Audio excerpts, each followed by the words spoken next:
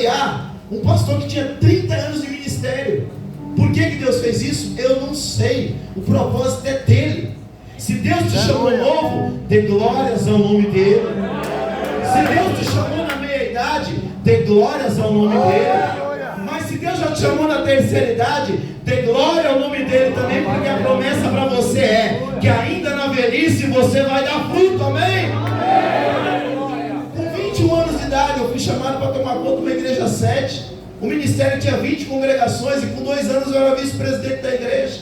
Então eu entendo um pouco do que Timóteo sentiu: medo, receio. E aí o que Paulo fala para ele? Desperta o dom que há em ti. Aleluia. Essa é a primeira profecia que eu quero entregar quentinha do céu para você nesta noite.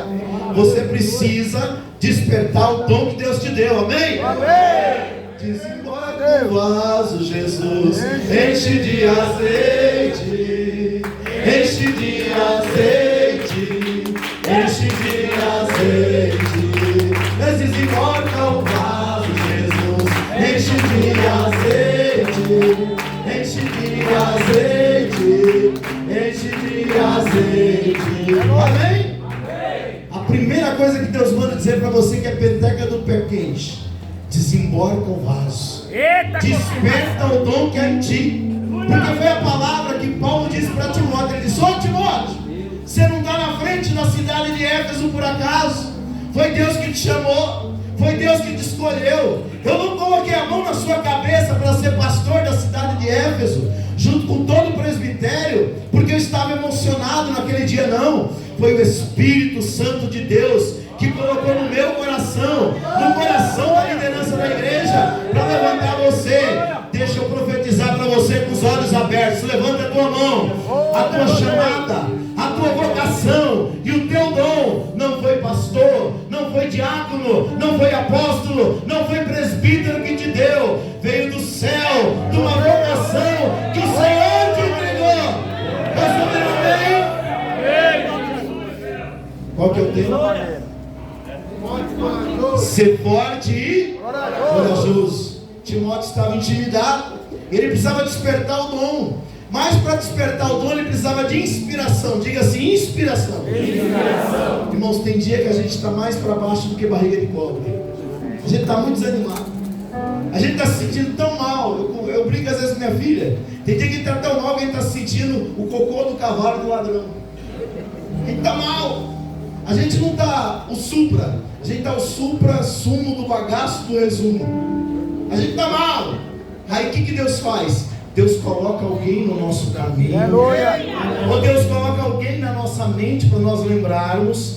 Ou Deus coloca uma palavra para nos inspirar. Diga assim: todos nós precisamos de inspiração. E nessa hora, quando Deus coloca alguém no nosso caminho, ou nos faz lembrar de alguém, o que Ele faz? Ele nos renova a fé. Diga assim: eu preciso todo dia ter a minha fé renovada. E aí o que acontece? O que Ele faz? Ele lembra de onde que Ele veio. Ele fala: olha, sabe o que você deve lembrar? Da fé que você recebeu, que primeiro habitou na tua avó, aleluia, e depois habitou na tua mãe. Ele disse: ó, Ló e Dionísio já era muito crente, já passava muita tribulação, já passava muita luta antes de você sair das fraldas. Meu Deus. Elas eram perseguidas, elas eram caluniadas, elas eram apedrejadas. E você agora, por causa da tua feridinha, está lambendo a ferida e está querendo desistir do ministério? Levanta a tua cabeça, porque eu sou contigo, diz o Senhor. Mas primeiro lembra, porque a nossa mente, irmãos, Deus deu duas grandes possibilidades para nós. Diga assim: Deus me deu duas grandes virtudes na minha mente. Primeiro, lembrar. Diga assim: lembrar. Lembrar, irmãos, é fazer isso, ó. É olhar para trás. Quando ele olhou para trás, que ele lembrou que ele já tinha uma avó penteca, uma avó crente, uma avó que tinha carne no joelho, a fé dele já aumentou. Aí Paulo lembrou da outra, falou: você tem também uma mãe. Você não está aí sozinho, você está nos ombros de alguém que ora. O que aconteceu? A fé dele começou a se renovar. Amém? Amém. Então, irmãos, tem hora que nós temos que lembrar. No Antigo Testamento, Deus fazia isso com Israel o tempo todo. Israel tinha uma grande vitória e Deus falava: levanta um altar, pega 12 pedras, tira do meio do Rio Jordão e faz um altar. Sabe por que ele mandava fazer altar? Porque não existia celular, não dava para fazer selfie, não dava para fazer vídeo, não dava para colocar lá na internet, no Facebook, para a gente olhar depois. Ele falava: levanta um memorial. Por quê? Geração vem, geração vai. E quando chegava outra geração desanimada, barriga de cobra, se sentindo o cocô do cavalo, do ladrão, por baixo, via o memorial. E aí dizia: que pedra é essa aqui? Aí alguém dizia, um velhinho da barba branca que ainda lembrava: olha, isso foi naquele dia que o povo vinha para entrar na terra prometida. E aí o que aconteceu? O mar, o Rio Jordão estava fechado, não tinha por onde passar. Aí olha Deus trabalhando de novo. Aí Josué se lembrou do quê? De Moisés, que lá atrás ele orou e Deus falou: Moisés, por que clamas a mim? Diga ao povo que marche. Levanta a tua mão, erga a tua vara e fende o mar. Aí Josué lembrou. O que Josué fez? Josué chamou os sacerdotes. Josué mandou tocar a trombeta. E quando o povo tocou na água, a água parou. E o povo passou a pé enxuto para a glória de Deus. Josué lembrou de Moisés. Irmãos, e nós precisamos lembrar também de Josué e de Timóteo. E Timóteo que lembrava de Lloyd e de Eunice. Eu disse que a nossa mente primeiro é para nós lembrar. Mas a mente não é só para lembrar, a mente também é para imaginar. Numa hora Deus age, despertando a nossa fé, olhando para trás, lembrando que nós já passamos. Querido, quando você estiver desanimado, lembra de onde Deus te tirou. Você lembra que esse nariz seu só servia para cheirar? Você lembra que essa boca sua só servia para beber? E para o cachorro lamber depois que você estava na sarjeta? Você lembra que esse corpo seu só vivia para andar aí, ó, de balada em balada, em balada, em balada, e você achou até que ia morrer mais? Mas o que Deus fez? Deus te resgatou.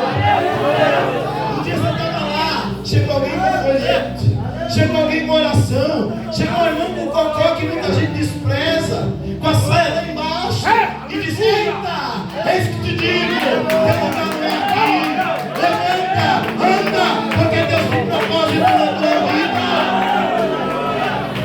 Quantas vezes é assim que nos fala? 6 anos afastado da igreja, descia correndo no futebol. Quando eu caía dentro de casa, eu caía numa roda de ciclo de oração. Estava as irmãs: oh, glória, glória, glória, glória, glória, glória, glória, glória, glória, glória. Aí eu queria voltar, aí uma fechava aqui, né? Aí ia para o outro lado, a outra fechava. Aí para um lado estava a irmã Joana, do outro lado Valdelina, do outro lado a irmã Inália. Jesus, Deus está mandando você lembrar. Já se esqueceu? É só ter um carrinho melhor, é só ter uma casinha melhor, é só ter um empreguinho melhor. Esquece tudo que Deus fez. Meu amigo, lembra de onde Deus te tirou. Lembra que você não tinha sábado, não tinha domingo, não tinha feriado, não tinha férias. Era sempre buscando ao Senhor, joelho dobrado, gemendo. Aí Deus abençoa. Vou para a igreja hoje não. Vou participar da festividade dos varões não. Tem muita coisa para fazer em casa. Meu Deus. Lembra de onde Deus te tirou. Timóteo, lembra de Lloyd, lembra de Eunice. Aí ele lembrou. Mas não só lembre não, imagine porque Deus te dá uma vocação. Você vai tomar conta da cidade de Éfeso e Deus vai te usar poderosamente. Aí entra outro fator agora, imaginação. E aqui começa a minha mensagem. Irmãos, para imaginar tem que ter fé. Diga assim comigo: para eu imaginar, eu preciso de fé. Porque quem não tem fé, irmão, não vê nada. Quem não tem fé não vê nada. aquele salão, pastora Cláudia está doida, aquilo nunca vai encher. Ô Tomelita, dá uma olhada no seu retorno. Que é aquele dinheirão, 3 salários mínimos para pagar o aluguel, segue não. Quantos meses que atrasou o aluguel, pastora? Nenhum. Querido, está na hora da gente tirar a nossa fé da prateleira e colocar ela em prática. Diga assim, para eu ser corajoso, eu preciso ter fé. Outro dia eu conversava com o pastor Dorival, meu amigo, faz assim com a mão, pastor Dorival. Pastor Dorival trabalha comigo lá na escola. E ele dobrou o joelho e falou: Deus, estou cansado da mesmice. Não quero que as coisas mais sejam assim. Muda, Senhor. A fé é o firme fundamento das coisas que se espera e a prova daquilo que não ouvi. Senhor, abre as portas. Há pouco o telefone toca: pastor Dorival, tem umas aulas aqui, você quer? Eu quero. Aí passou alguns dias, outro liga: pastor Dorival, tem mais aula aqui, você quer? Quero, manda pra cá. Daqui a pouco outro liga: pastor Dorival, não posso mais pegar aula. Irmãos, entenda, você só vai conseguir mudar de vida se você colocar a imaginação pela fé em prática. Quando nós olhamos pela fé, nós enxergamos coisa que ninguém vê. Eu estou conversando com a minha filha está 2 anos e meio em Portugal. E sabe o que ela estava falando para mim ontem? Pai, o negócio comigo é assim. Eu aprendi lá na igreja, lá com você, com o tio Marcelo, que a gente coloca o pé, depois Deus coloca o chão. Posso ouvir um amém? Amém! Fé não é você pisar quando tem chão. Quando tem chão, qualquer incrédulo pisa. Fé é você pisar sem chão. E Deus vai preparando o chão.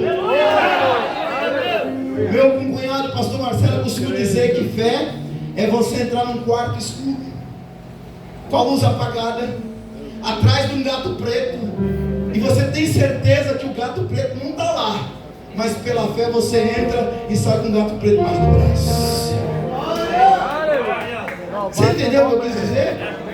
A Bíblia fala que Deus chama à existência as coisas que não são como se já fosse, como se já existisse. É isso que Deus quer colocar dentro de mim e de você. Amém? Amém. Deixa eu concluir minha mensagem por causa do horário. Então, em primeiro lugar, nós precisamos de fé para ter uma vida corajosa. E isso aqui foi que Paulo quis despertar em Timóteo. Agora vamos sair de Timóteo, vamos trazer a mensagem aqui para o Jardim das Flores para a gente concluir. Em primeiro lugar, a fé é gerada em nós pela...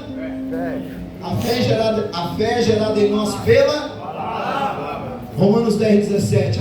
A fé vem pelo ouvir o quê? A palavra de Deus. Não tem como você ter fé na sua vida se você não ouvir a palavra. Eita Jesus! Vou parar até para beber a cultura. Pode aplaudir o nome do Senhor. Sabe por que nós vivemos numa época em que nunca tivemos tanta Bíblia? Tem crente que ele tem 10 Bíblias no celular. Cada uma de estudo. É Thompson, é Pentecostal, é Scofield, é King James, é Ray Charles, tem de tudo, né? E não tem fé. Por quê? Porque a fé vem pelo ouvir o quê? Não adianta eu ter 10 Bíblias na minha prateleira, irmãos, se eu passar o dia inteiro só ouvindo coisa que tira a minha fé. Eita Jesus! O seu novo convertido aprendeu isso, que dentro de nós tem duas naturezas, uma caída e uma espiritual, que foi feita em Cristo Jesus quando você aceitou a fé.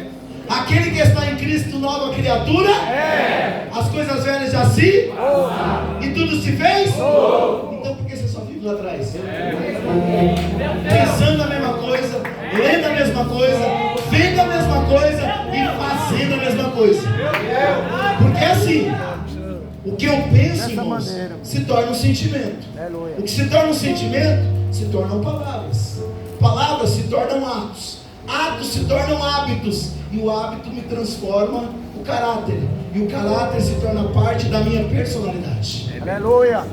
Vamos lá de novo. A fé vem pelo ouvir. A fé vem pelo ouvir a palavra. Então se eu ouço a palavra, a minha fé cresce. A natureza espiritual se alimenta. E aí os problemas, irmãos, eles não ganham a dimensão que deveriam ganhar. Por quê? Em vez de eu chegar para o problema, em vez de eu chegar para Deus e falar, Deus, olha o tamanho do meu problema, eu chego para o problema e digo, olha o tamanho do meu Deus.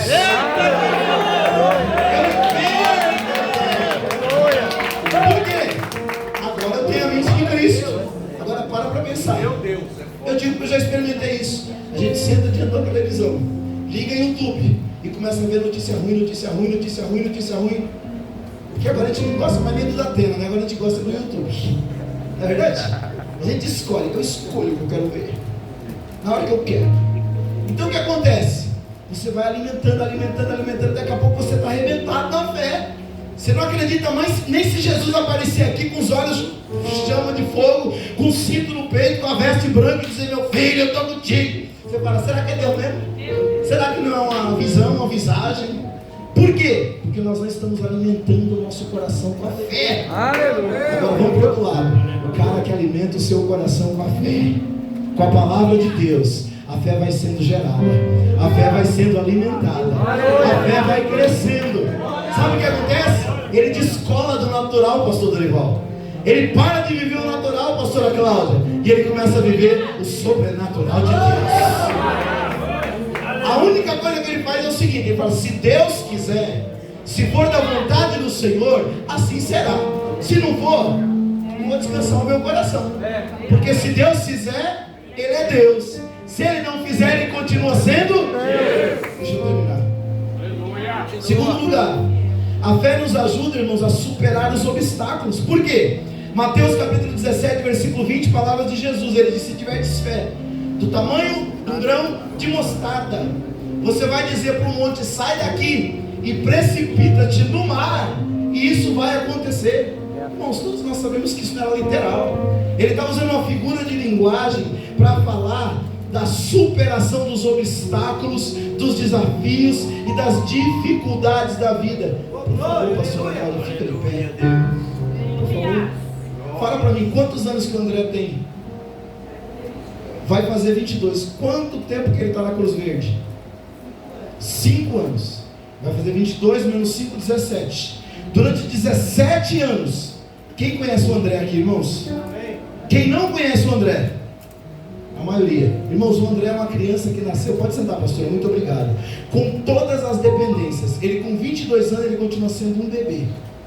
Se alguém não cuidar dele, ele morre dentro de horas. Por quê? Ele é totalmente dependente. Ele é um bebê com 22 anos. Pergunta, pastora Cláudia, quando foi durante os 17 anos que André te impediu de fazer a obra de Deus? Pastora Cláudia é minha cunhada, ela é casada com meu irmão mais velho. Irmãos, eu acompanho essa luta desde o primeiro dia. André de todo tamanho, ela carregando no colo para a igreja. Deixa eu dizer para você uma coisa. Quem quer, irmãos, ou melhor, não vou usar quem quer não, vou usar quem tem fé, dá um jeito. Quem não tem fé, arruma uma desculpa. Está cheio de gente no mundo. Sabe por quê? Porque começou a dar desculpa sobre as coisas de Deus. E aí eu vou falar para você, tem muito dom enterrado de louvor, de profecia, de pastorado, de ministério. Sabe por quê? Porque tirou o olho de Deus, olhando para Jesus, autor e consumador da nossa fé. Irmãos, para ser corajoso tem que olhar para Jesus. Porque se você olhar para Golias, você vai falar, poxa vida, que pesão. Poxa vida, que espadona. Poxa vida, olha o tamanho dessa armadura. E assim ficou durante 40 dias os exércitos de Israel. Quando Davi chegou, ele olhou, o que está acontecendo aqui? Esse homem durante 40 dias está afrontando o exército de Israel. Ele falou, mas por quê? Não tem homem para lutar contra ele, não? Ele falou, olha, o rei já até prometeu dar prêmio, dar filha, isentar de impostos, mas ninguém tem coragem, olha o tamanho do homem. Ele falou, deixa eu lá dar uma olhada nele. Quando ele deu uma olhada, ele saiu, estava afrontando o exército de Israel. Ei, não tem homem de Israel para guerrear comigo, não. A primeira coisa que ele percebeu, ele falou, quem é esse incircunciso para afrontar o Deus vivo? A primeira coisa que ele enxergou, não glorifique ainda não, a primeira coisa que ele enxergou foi o ponto fraco da circunstância. Diga assim, eu preciso enxergar o ponto fraco da circunstância. Irmão, enquanto está todo mundo vendo o problema, você tem que focar na solução. faz isso. A fé desloca o teu olhar do problema e coloca o seu olhar em Deus, aquele para qual todas as coisas são possíveis, aquele para qual nada é impossível, aquele que disse para Sara, estéril, com quase 100 anos, e disse, com quase 90 anos, disse assim: haveria, porventura, alguma coisa difícil para Deus? Ela só faz isso quem alimenta o coração com a palavra. Aleluia! Se você alimentar o coração com as coisas desse mundo, eu tenho dó de ti, porque até uma marolinha vai derrubar você. Mas se você estiver alicerçado na palavra, com seus olhos em Jesus, venha o que vier, você vai perseverar até o fim para a glória de Deus. Eu preciso terminar. Irmãos, a fé aparece em mais de 300 vezes só no Novo Testamento, com seus sinônimos. Diga assim: crer, confiar e acreditar. Aponta para o céu, em Deus. Aleluia. Irmãos, se um assunto aparecer uma vez na Bíblia, o Erickson, meu sobrinho, é importante? Pastor, se aparecer 2 vezes é importante? Igreja, se aparecer 3 é importante? Amém. E se aparecer 300? Tem glória. Você está entendendo porque Deus está falando que você tem que ter fé? Porque mais de 300 vezes Ele fala disso. Você tem que acreditar, você tem que confiar, você tem que crer. Quando você faz isso, irmãos, o milagre acontece. Aleluia. Por quê? Sem fé é impossível agradar a Deus, porque é necessário que aquele que se aproxima de Deus creia que Ele, diga, existe, e galardoa quem o. Entendeu o recado? Deus te trouxe nesta noite para alimentar a sua. Glória a Deus. Amém? Amém. Quem quer ser forte e corajoso aqui? Quem quer ser forte e corajosa aqui? Porque Deus tem mensagem para as mulheres também. Deus não te trouxe aqui por acaso. E em nome de Jesus, sua fé hoje vai sair daqui renovada. E eu fecho a palavra dizendo: a verdadeira fé é o antídoto para o medo. O medo pode ser normal, ou seja, um instinto de preservação. Não vou andar 200 por hora porque eu posso morrer e matar alguém. Esse é o medo sadio. Agora, qual que é o medo ruim? É quando ele se torna negativo, quando ele se torna patológico, quando ele te impede de ir aonde Deus quer que você vá. E eu fecho essa palavra dizendo sobre os 6 medos que a raça humana mais tem hoje. Guarda isso aí. Os 6 medos que os seres humanos mais têm hoje. O primeiro, medo da morte. É o que a humanidade mais teme, porque já arrumaram solução para tudo, menos para a morte. Ao homem está ordenado morrer uma só vez, vindo depois disso e a coisa está tão feia que até quem nunca morreu está morrendo. Então, qual que é como é que a gente se livra dela? Jesus disse: eu sou a ressurreição e a vida. Quem crê em mim não. Quem crê em mim já tem a vida.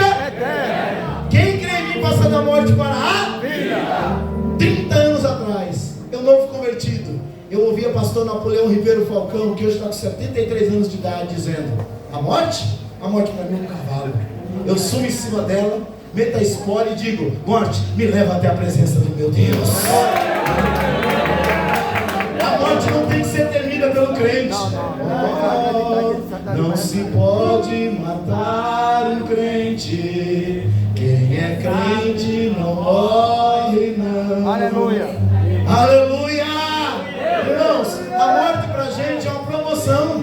Você não gosta quando recebe uma promoção lá no seu trabalho? Amém? Quem quer ser promovido hoje? Eu creio. Nossa, a vitória é minha. Todo mundo quer ver Jesus, mas ninguém quer morrer. Deixa eu falar dos outros 5 medos que eu preciso terminar. Primeiro, medo da morte. Segundo, medo da doença. E se eu tiver um câncer? Semana passada eu fui no médico e botei um caroço como é o nome do negócio aqui? Na tireoide. Tem um cisto aí. Irmãos, se Deus permitir que seja algo maligno, amém. Vou fazer o quê? Eu consigo mudar isso sozinho? Não. Agora, e se for algo benigno? Amém. E se não for nada? Amém também, irmãos. Por quê? Todo mundo um dia nasce, vive e um dia morre. E a minha vez também vai chegar. Com mais naturalidade você encara isso, mais você entende a importância de viver. E mais você entende a importância de se preparar para a morte. Aí estou desesperado, caroço, que caroço, rapaz. Eu quero saber da vida. Enquanto Cristo não vem, eu quero viver mais e mais. Lógico, eu vou cuidar do caroço. Eu vou lá ver como é que eu cuido disso. Mas você acha que Ele vai tirar a minha fé, a minha esperança? De jeito nenhum, irmãos. E se Deus achar que esse é o mecanismo para me levar embora, Maranata, ora vem Senhor Jesus. Terceiro medo. Esse todo mundo tem medo. Medo da crítica. Quem é que gosta de ser criticado? Eu não gosto. Mas é o que acontece todo dia. A pergunta que eu te faço: você vai viver segundo o que os críticos dizem, ou você vai viver segundo o que Deus diz sobre você? Diga se isso é uma escolha. Você tem que escolher. Você quer ouvir Deus ou os críticos? Eu prefiro continuar ouvindo Deus. Aleluia. Ah, mas a crítica não é importante? É. Se for verdadeira, a gente vai alinhar a nossa vida. Mas se for conversa para boi dormir só para colocar entrave no seu caminho, esquecendo que para trás fica, prossigo para o quarto medo. Medo do fracasso. Eita. Tem gente que nunca começa nada porque tem medo de fracassar. Pastora Cláudia, eu não começo a igreja não, porque eu conheço alguém que abriu a igreja com 3 meses e fechou. Meu filho não vai aprender a dirigir não, porque eu conheço um que aprendeu a dirigir e bateu o carro. Meu filho não compra moto não, porque eu conheço alguém que comprou a moto, perdeu a perna, perdeu a cabeça e foi roubar. É só isso que a gente ouve, irmãos. E aí, você vai deixar que o fracasso determine o seu êxito? Não, eu não quero ouvir a voz dos críticos, eu não quero ouvir a voz dos fracos e dos fracassados. Eu quero saber o que Deus diz acerca de nós. A Bíblia diz que os jovens se cansarão, os mancebos se fadigarão, mas os que têm fé, os que confiam no Senhor, renovarão suas forças, subirão com asas como águia, correrão e não se fadigarão, caminharão e não se cansarão. Dá para dar glória a Deus aí? Quinto medo, preciso terminar. Medo do desemprego e medo do desprezo e medo da indiferença. Ô irmãos, como a diferença dói. Você cuida, você ama, você protege, você ajuda, e depois a pessoa sai da igreja te chamando de Madre Teresa de Calcutá. Sério. Até de Satanás eu já fui chamado. Até de endemoniado eu já fui chamado. Por gente, irmãos, que a gente só quis ajudar. E aí, por causa disso eu não vou ajudar mais? Não ajudo mais ninguém. Ou então se torna vingativo. Vingança é um prato que se come frio. E o último medo. Medo da miséria material. Pobreza absoluta. Meu Deus. Deixa eu dizer para você. Esses medos todos existem dentro de nós. Já está aqui dentro. Vem da natureza caída. Só que nós temos que fazer uma escolha. Diga assim: eu prefiro ouvir a voz de Deus. É a missão da pastora. Fica de pé em nome de Jesus. Eu vou cantar um hino que todos vocês já sabem que eu canto. É o lema da minha vida. Cada vez que a minha fé é provada, tu me dás a chance de crescer um pouco. Tira aí, muito legal.